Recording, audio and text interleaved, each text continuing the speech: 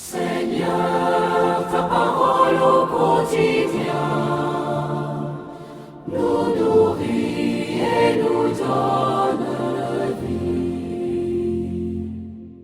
Seigneur, ta parole au quotidien nous nourrit et nous donne vie. Vendredi le 20 mars, 4e semaine du Carême. Lecture du livre de la sagesse, chapitre 2, versets 1 et 12 à 22. Les impies ne sont pas dans la vérité lorsqu'ils raisonnent ainsi en eux-mêmes. Attirons le juste dans un piège, car il nous contrarie. Il s'oppose à nos entreprises. Il nous reproche de désobéir à la loi de Dieu et nous accuse d'infidélité à notre éducation. Il prétend posséder la connaissance de Dieu et se nomme lui-même enfant du Seigneur. Il est un démenti pour nos idées. Sa seule présence nous pèse, car il mène une vie en dehors du commun. Sa conduite est étrange. Il nous tient pour des gens douteux, se détourne de nos chemins comme de la boue. Il proclame heureux le sort final des justes et se vante d'avoir Dieu pour Père. Voyons si ces paroles sont vraies. Regardons comment il en sortira. Si le juste est fils de Dieu, Dieu l'assistera et l'arrachera aux mains de ses adversaires. Soumettons-le à des outrages et des tourments. Nous saurons ce que vaut sa douceur. Nous éprouverons sa patience. Condamnons-le à une mort infâme, puisque, dit-il, quelqu'un interviendra pour lui. C'est ainsi que raisonnent ces gens-là, mais ils s'égarent. Leur méchanceté les a rendus aveugles. Ils ne connaissent pas les secrets de Dieu et n'espèrent pas que la sainteté puisse être récompensée. Ils n'estiment pas qu'une âme irréprochable puisse être glorifiée. Parole du Seigneur. Nous rendons grâce à Dieu. Nous nourrit et nous donne vie. Le Seigneur est proche du cœur brisé. Le Seigneur affronte les méchants pour effacer de la terre leur mémoire. Le Seigneur attend ceux qui l'appellent. De toute leur angoisse, il les délivre. Le Seigneur est proche du cœur brisé. Il est proche du cœur brisé. Il sauve l'esprit abattu. Malheur sur malheur pour le juste, mais le Seigneur chaque fois le délivre. Le Seigneur est proche du cœur brisé. Il veille sur chacun de ses os. Pas un ne sera brisé. Le Seigneur rachètera ses serviteurs. Pas de châtiment pour qui trouve en lui son refuge. Le Seigneur est proche du cœur brisé. Gloire et louange à toi, Seigneur.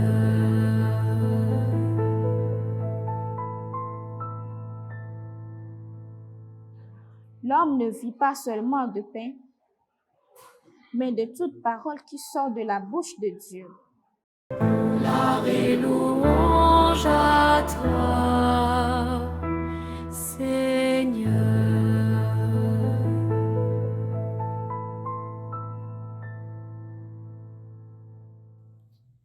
Le Seigneur soit avec vous et avec votre esprit.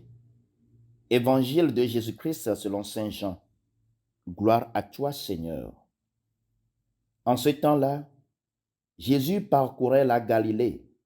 Il ne voulait pas parcourir la Judée, car les Juifs cherchaient à le tuer. La fête juive des Tentes était proche. Lorsque ses frères furent montés à Jérusalem pour la fête, il y monta lui aussi, non pas ostensiblement, mais en secret. On était déjà au milieu de la semaine de la fête, quand Jésus monta au temple, et là il enseignait. Quelques habitants de Jérusalem disaient alors, « N'est-ce pas celui qu'on cherche à tuer? Le voilà qui parle ouvertement, et personne ne lui dit rien. Nos chefs auraient-ils vraiment reconnu que c'est lui le Christ? Mais lui, nous savons d'où il est. Or le Christ, quand il viendra, personne ne saura d'où il est. » Jésus, qui enseignait dans le temple, s'écria, « Vous me connaissez et vous savez d'où je suis? Je ne suis pas venu de moi-même, mais il est véridique, celui qui m'a envoyé. Lui que vous ne connaissez pas, moi je le connais parce que je viens d'auprès de lui, et c'est lui qui m'a envoyé. » On cherchait à l'arrêter, mais personne ne mit la main sur lui parce que son heure n'était pas encore venue. Acclamons la parole de Dieu. Louange à toi, Seigneur Jésus. Gloire et louange à toi, Seigneur.